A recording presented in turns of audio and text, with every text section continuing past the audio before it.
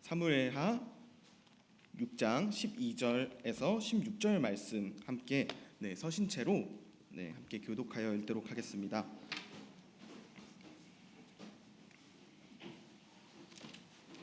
사무엘기하 6장 12절에서 16절 말씀 함께 받들어 읽도록 하겠습니다. 저부터 읽도록 하겠습니다. 어떤 이가 다윗 왕에게 고하여 이르되 주께서 하나님의 궤로 인해 오베데돔의 집과 그에게 속한 모든 것에 복을 주셨나이다 하므로 이에 다윗이 가서 즐거워하며 하나님의 궤를 오베데돔의 집에서 다윗의 도시로 가져갈 때에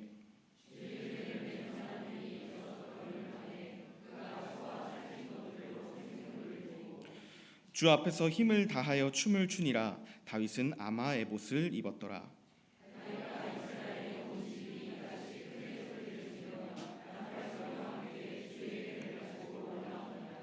주의 궤가 다윗의 도시로 들어올 때 사울의 딸 미갈이 창으로 내다보다가 다윗 왕이 주 앞에서 뛰며 춤추는 것을 보고 마음속으로 그를 업신 여겼더라. 아멘. 말씀을 위해서 함께 기도드리도록 하겠습니다. 살아계신 하나님 아버지, 오늘도 저희에게 귀한 하나님의 말씀 허락하여 주심에 감사를 드립니다. 이 귀한 하나님의 말씀을 통하여서 저희의 영이 깨어지고 다시금 저희가 하나님의 말씀대로 또한 하나님의 계획대로 또 하나님이 인도하시는 선한 길대로 저희가 살아갈 수 있도록 주님 저희를 깨워주시옵소서. 주님, 그리고 또한 부족한 종의 입술로 전하여지는 이 하나님의 말씀이 하나님의 진리대로 그대로 잘 온전히 전해질 수 있도록 주님 인도하시길 간절히 기도드리오며 이 시간 주님의 감사드립니다. 살아계신 예수 그리스도의 이름으로 기도드립니다. 아멘. 자리에 앉으시겠습니다. 오늘 본문 사무엘하 6장 12절에서 16절 말씀을 통해서 저희가 함께 나눌 말씀의 제목은 항상 기쁠 수 있는 이유입니다. 항상 기쁠 수 있는 이유라는 제목으로 함께 사무엘기하 본문 나누도록 하겠습니다. 여러분들 혹시 요즘 기쁜 일이 많이 있으신가요? 기쁜 일 많이 있으신가요? 네. 혹시 기쁜 일보다 걱정이 더 많지는 않으신가요? 네. 아니라면 다행입니다. 네. 근데 제가 사실 한창 걱정과 문제가 조금씩 계속해서 쌓이던 순간에 어느 날은 또 뉴스를 보는데 너무 부정적인 소식만 들리길래 괜히 뉴스를 보는 마음이 더 좀 부정적이게 좀 흔들렸던 것을 느낀 적이 있습니다. 좀 제가 요 근래 그랬었는데요. 참 생각해보면 세상은 잡생각을 많이 들게 하는 것 같습니다. 특히 뉴스는 아예 그냥 걱정을 만드는 기계처럼 사람이 계속해서 걱정을 하게 만드는 것 같은데요.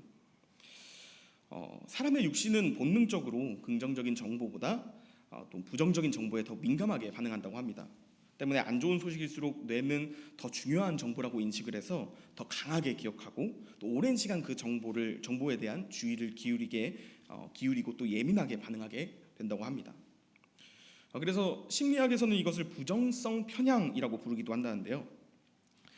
육신의 본능 자체가 생존과 안전에 우선순위를 두고 있기 때문에 일어나는 현상인 것 같습니다. 때문에 행복과 기쁨은 생존과 안전이 보장된 위에야 세워질 수가 있습니다. 만약에 누군가가 생존과 안정이 보장되어지지 않은 상태로 행복하고 기뻐하기를 요구한다면 그 사람의 말은 우선순위를 제대로 지키지 못하는 그런 방종으로 느껴질 것입니다. 하지만 여기 계신 모두들 알고 계시겠지만 하나님께서는 그리스도인들에게 항상 기뻐하라라고 말씀하십니다. 바울을 통해서 데살로니가 교회에게 전해진 이 데살로니가전서 5장 16절에 항상 기뻐하라라는 이 말씀은 제가 처음에 함께 잠시 웃는 시간을 갖자고 했을 때 했었던 것처럼 그런 권유가 아니라 완곡하신 명령이었습니다. 세상은 이렇게나 떠들썩한데 그리고 또 각자의 눈앞에는 걱정과 문제들이 도사리고 있는데 그럼에도 저희에게 기뻐하라고 명령하신다면 저희가 항상 기뻐할 수 있는 이유는 무엇이 있을까요? 오늘 본문 말씀을 통해서 함께 알아보도록 하겠습니다. 첫 번째로 저희가 항상 기뻐할 수 있는 이유는 하나님께서 저희와 동행하시기 때문입니다. 오늘 본문 말씀은 다윗이 이스라엘의 왕이 된 지 얼마 지나지 않은 상황에서 블레셋에게 빼앗겼던 그 언약궤를 다시 예루살렘으로 모시는 순간이 기록이 되어 있습니다. 당시 이스라엘 상황은 상당히 떠들썩했습니다. 흔하게는 이스라엘이 이제 처음으로 분열된 시기를 솔로몬이 죽고 솔로몬의 아들인 르호보암과 여로보암이 각각 북이스라엘과 남유다로 나뉜 순간으로 그 분열 시기를 기억하시겠지만, 사실은 다윗이 이제 왕위로 즉위하기 이전에도 잠시 이렇게 이스라엘이 분열되었던 시기가 있었습니다. 사울 왕이 블레셋과의 전투 중에서 요나단을 포함해 그의 아들들, 그 세 아들들과 함께 죽고 넷째 아들인 이스보셋이라는 그 왕자만 남았을 때, 이스라엘의 다음 왕으로 다윗이 아닌 혈통에 따라 이스보셋이 왕으로 추대가 되었습니다. 반면 다윗은 이전에 먼저 유다 지파에서 왕으로 기름 부음을 받은 상황이었기 때문에 이스라엘은 인본주의적인 이스보셋을 따르던 그런 11지파와 다윗과 함께 하나님을 따르던 유다 지파, 이 단 한 지파로 이렇게 각각 분열이 되었습니다. 사실 성경 읽는 저희 입장에서는 다윗에게 어떤 일이 일어날지 모두 이제 알고 있기 때문에 이 분열의 순간이 그저 지나가는 상황으로 여겨지기가 쉽겠지만, 당시 다윗에게 이 상황은 자신의 생존과 안전을 위협하는 그런 일들 투성이었습니다. 그리고 또한 걱정거리가 산더미 같았을 것입니다. 다윗은 유다 지파의 왕으로서 사울 가문의 몰락 이후에 그 혼란스러운 상황 속에서 유다의 왕으로서 백성들을 안정적으로 다스려야 했고, 또 이스보셋 왕이 유다 지파를 제외한 모든 이스라엘을 지배하고 있는 상황에서 분열된 국가를 전쟁 없이 하나로 통일해야 했으며, 블레셋과 같은 외부 세력의 그런 위협을 무찌르면서도 내부적으로 사울 왕을 따르던 그 세력들까지 설득해야 하는 아주 겹 그런 일들이 있었습니다. 그렇지만 다윗은 이 산더미 같은 문제들 가운데서도 계속해서 하나님과 동행하였기 때문에 결코 흔들리지 않았고 도리어 기뻐했습니다. 저희 저번 주 금요일부로 저희가 마가복음 큐티 본문이 끝이 났죠. 그리고 이제 토요일부터 시편 큐티 본문이 시작이 되었는데요. 다들 아시다시피 시편은 대부분 다윗이 쓴 것입니다. 시편 표제어에 다윗의 시라고 명시된 것만 해도 반 정도가 된다고 합니다. 다윗의 시라고 명시되어 있지 않지만 다윗이 쓴 시들도 있습니다. 그 중에 이제 이번 주 일요일, 월요일 본문이었던 시편 2편 말씀은 다윗의 시라고 명시되어 있지 않지만 사도행전 4장 25절에서 26절 말씀을 통해서 이제 보면은 이때 그 사무엘서가 아니죠. 사도행전 4장 25절에서 26절 말씀에서 이제 시편 2편 말씀을 인용하는데요. 이때 사도들이 다윗의 입을 통해 이르시기를이라고 말한 것을 보면은 시편 2편 또한 다윗의 시라는 것을 알 수가 있습니다. 바로 이 시편 2편 말씀을 보면은 이 시편 2편 말씀에는 다윗이 하나님께서 세우신 그런 왕권에 대한 권위와 또 왕으로서의 의무를 강조하는 그런 내용이 담겨 있습니다. 때문에 이 시편 2편은 다윗이 왕으로 즉위했을 당시에 즉위시로 사용되었을 것으로 추정이 되고 있는데요.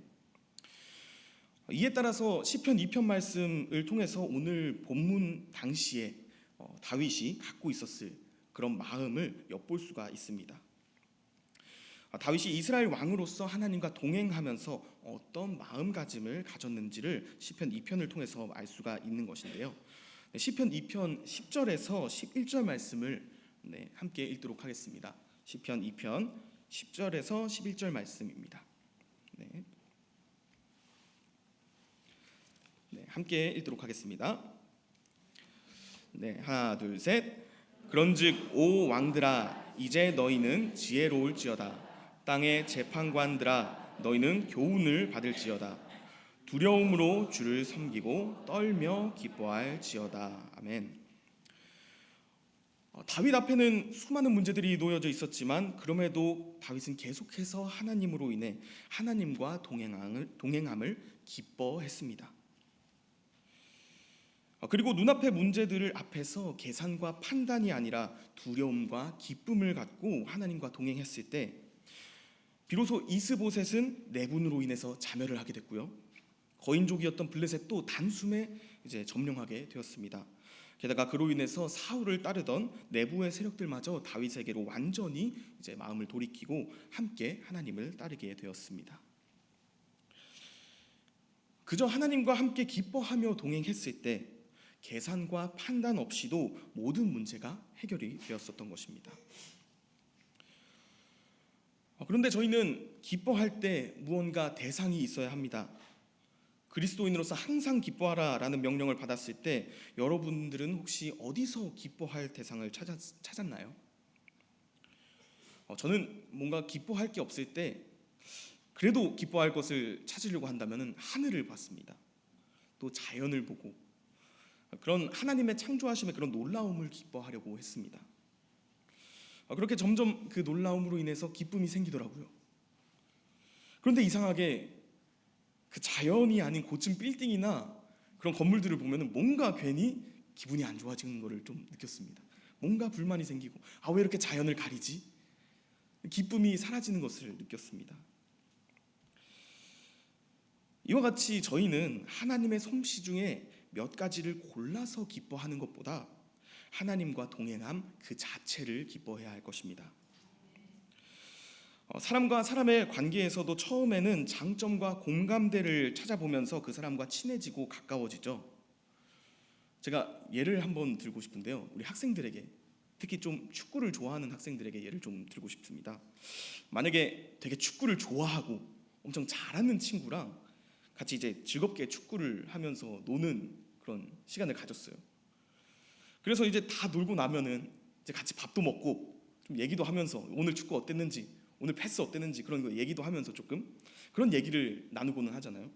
근데 만약에 축구를 잘하고 되게 즐겁게 했던 그 친구가 그냥 축구가 끝나자마자 쌩 가버린다면 여러분들 마음이 어떨 것 같나요? 뭔가 좀 재미는 있었는데 뭔가 좀 찜찜하지 않을까요?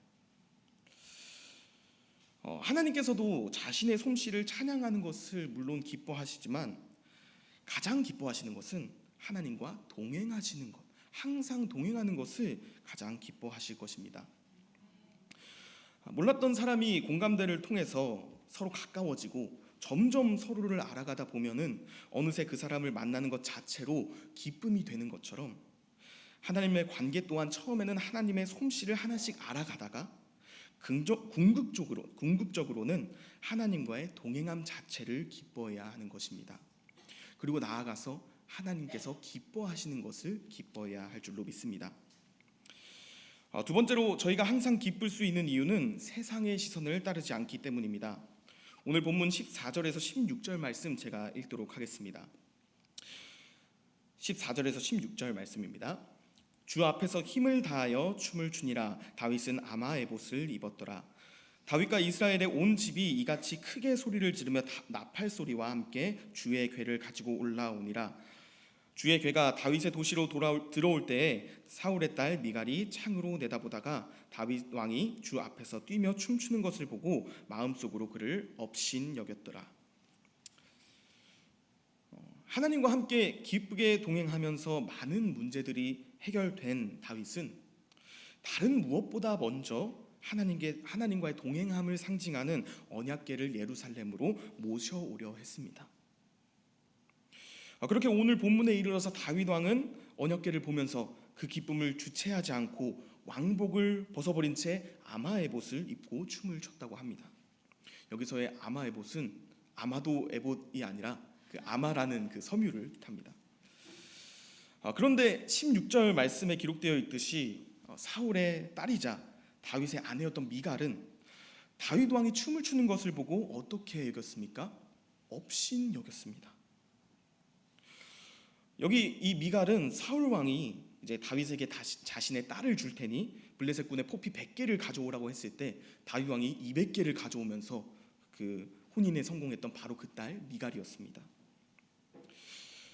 그러나 이 미갈은 다윗과 함께 다윗을 따르면서 다윗을 지켜주는 것처럼 보였다가 결국에는 사울이 다윗을 이제 계속해서 핍박하였을 때 다윗과 함께 하나님을 따르지 않고 아버지였던 사울 왕의 뜻에 따라서 다윗이 쫓겨났을 때 다른 사람과 혼인을 한 상태였습니다. 그러다가 다시금 다윗에게 아내로서 부름을 받았지만 미갈의 시선은 다윗과 동행하시는 하나님이 아니라 그저 세상의 시선으로 한 나라의 왕이자 자신의 남편을 바라보고 있었습니다. 때문에 미갈은 다윗이 춤추는 이 모습만을 보면서 다윗의 찬양을 업신여깁니다. 그렇지만 다윗은 그 시선에 전혀 개의치 않았고 그저 마음과 온 몸을 다해서 하나님을 찬양하고 있습니다. 그렇게 다윗이 집으로 돌아온 뒤에 미갈은 다윗에게 나무라고 있죠. 사무엘기하 6장 20절에서 23절 말씀 제가 읽도록 하겠습니다. 함께 교독하여 읽도록 하겠습니다. 제가 먼저 읽겠습니다. 그 뒤에 다윗이 자기 집안 사람들을 축복하러 돌아올 때에 사울의 딸 미갈이 나와 다윗을 맞으며 이르되 오늘 이스라엘 왕이 어찌나 영화로우시던지 오늘 자기 신하들의 계집종들 눈에 몸을 드러내시되 마치 하잘 것 없는 자들 중에 하나가 염치 없이 몸을 드러내는 것처럼 드러내셨도다 하매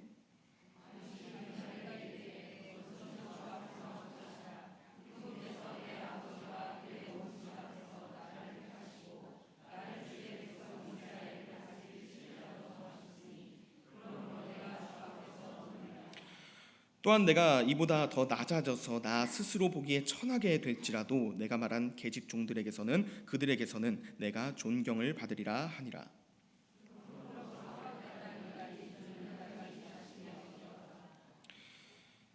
이렇게 미갈이 세상적인 시선으로 다윗을 업신여겼던 것처럼 세상 또한 교회를 업신여깁니다. 하나님 또한 업신여기고요. 다른 종교와 다를 것 없이 여기거나 나름 좋게 여겨준다고 해도 연약해서 의지할 게 없는 사람들이 모인 그런 공동체를 교회로서 여깁니다. 사실 이것은 세상의 시선에서는 맞는 말입니다. 그들에게는 아무것도 보이지 않고 아무것도 느껴지지 않기 때문이죠. 처음에 이야기했듯이 세상 사람들의 시선과 육신의 본능으로는 생존과 안전이 우선이기 때문에 보이지 않는 것을 믿고 그로부터 생존과 안전을 느끼면서 그 위에서 기뻐하고 있는 그리스도인들을 보면은 세상 사람들은 다윗을 보던 미갈과 같이 업신 여겨질 수밖에 없습니다. 그런데 그리스도인들 또한 이런 세상의 시선에 흔들려서 세상을 바라본다면 기뻐할 것이 점점 없어집니다. 그렇게 점점 육신적인 본능으로 지금 당장 내가 내 앞에 놓여진 상황에서 안전한 것을 찾게 됩니다. 사랑하는 성도 여러분, 하나님께서는 보이지 않으시지만 살아계십니다. 보이지 않아도 또 느껴지지 않아도 다윗의 앞길을 선하게 인도해 주셨던 하나님께서는 지금까지도 저희를 선한 길로 인도하고 계십니다. 세상의 시선으로는 눈앞에 있는 걱정과 문제를 본다면 항상 기뻐하려고 해도 기쁠 수가 없습니다. 안전하지가 않은데 어떻게 기쁠 수가 있겠습니까? 그렇기 때문에 저희는 세상의 시선을 따르지 않고 다윗과 같이 하나님과 동행하며 항상 기뻐하는 그런 저와 여러분 되기를 바랍니다. 제가 이 말씀을 묵상하면서 한 가지 상황이 떠올랐는데요. 하나님을 믿는다는 것은 강화유리 위에 서 있는 것 같습니다. 여러분들 혹시 바닥이 강화유리로 된 그런 빌딩 가본 적 있으신가요? 이제 가끔씩 어떤 빌딩들 보면 고층 빌딩들이 특히 그런데 고층 빌딩 중에서 이제 너무 높으니까 일부러 겁내게 하려고 그러는 건지 가끔씩 바닥에 강화유리를 깔아놓고 그 위에 그냥 서 있을 수 있게 하는 빌딩들이 있습니다. 그 강화유리를 보면은 처음에는 겁이 납니다. 그런데 올라가 보면 그 위에서 사진도 찍고 몇몇은 점프도 하고 기뻐하게 됩니다. 사실 다윗도 언약궤를 옮길 때 처음에는 겁이 났습니다. 오늘 본문 12절과 13절 말씀 함께 읽도록 하겠습니다. 12절과 13절 말씀입니다. 하나 둘 셋. 어떤 이가 다윗 왕에게 고하여 이르되 주께서 하나님의 궤로 인해 오베데돔의 집과 그에게 속한 모든 것에 복을 주셨나이다 하므로 이에 다윗이 가서 즐거워하며 하나님의 궤를 오베데돔의 집에서 다윗의 도시로 가져갈 때에 주의 궤를 맨 사람들이 6걸음을 가매 그가 소와 살진 것들로 희생물을 드리고. 아멘. 오늘 본문 13절 말씀에 기록되어 있듯이 언약궤를 가지러 올 때 다윗은 그냥 막 가져온 것이 아닙니다. 주의 궤를 맨 사람. 원래는 사실 다윗이 처음 언약궤를 이렇게 가지고 왔을 때는요, 이렇게 하나님의 말씀으로 정해두신 대로 주의 궤를 매는 그런 레위 지파 사람들을 대동해서 언약궤를 가져온 것이 아니라 소가 끄는 그런 차에다가 이제 언약궤를 싣고 왔다고 합니다. 이제 다윗이 6장 전반부에 그런 일이 있었는데요. 그렇게 언약궤를 옮기려고 하다가 하나님의 말씀대로 옮기지 않아서 그것이 언약궤를 옮기는 것이 실패로 돌아갔기 때문에 오늘 본문에서는 하나님께서 말씀해 주신 방법대로 언약궤를 옮기면서 한 걸음 한 걸음 이스라엘과 동행하시는지 확인하고 있습니다. 그렇기 때문에 오늘 본문의 13절 말씀에서는 6걸음이라는 이제 다른 이렇게 단어가 표현이 되어 있는데요. 이게 숫자적인 의미가 있는 것이 아니라 다윗도 하나님께서 정말 이스라엘과 동행을 하시는 것인지 이것을 확인하면서 이제 하나님과 동행을 하나님의 그 언약궤를 옮기려고 했었던 것입니다. 그렇게 6걸음을 옮기면서도 이제 안전하자 기쁨의 제사를 드리고 또 기뻐하며 춤을 춘 것입니다. 하나님께서 이제 하나님을 두려워했던 다윗의 모습을 보여줌과 동시에 하나님과 동행함이란 무엇인가를 알 수 있는 구절이 또 이 본문 구절인데요. 하나님과의 동행함은 내 마음이 먼저 앞서는 것이 아니라 하나님의 뜻을 여쭤보면서 함께 걸어가는 것을 알 수 있습니다. 사랑하는 성도 여러분, 저희는 강화 유리와는 비교될 수 없이 튼튼한 반석 위에 서 있습니다. 그 반석은 강화 유리와 비교할 수도 없이 절대 깨지지 않습니다. 그 위에 서 있다면 또 죽음도 두렵지 않습니다. 그리고 그 반석 위에 저희가 서 있는 것만으로도 저에게 기쁨이지 않습니까? 저희 눈에도 하나님께서 보이시지 않기 때문에 때로는 저희가 불안할 수 있겠지만 또 세상은 계속해서 그들의 시선으로 저희를 걱정하게 하고 계속해서 흔들고 업신여기지만 그럴 때마다 저희는 하나님께서 항상 동행하고 계시다는 사실을 더욱더 믿어야 할 것입니다. 그리고 세상의 시선이나 본능에 따르고 있지 않는지는 저희 스스로 확인을 해봐야 할 것입니다. 또한 하나님의 말씀에 순종하면서 하나님과 함께 발을 맞춰 동행할 때 눈앞에 있는 그런 걱정과 문제들이 저희가 이해할 수 없는 그런 놀라운 방법으로 해결되는 것을 경험할 줄로 믿습니다. 나아가서 이 경험을 토대로 또 하나님과 함께 그렇게 동행함을 토대로 저희가 저희 자신의 기쁨보다 하나님과 동행함을 귀하게 여기며 또한 하나님의 기쁨을 저희의 기쁨으로 여기는 저와 여러분 되길 바라며 말씀을 마치고 함께 기도드리도록 하겠습니다.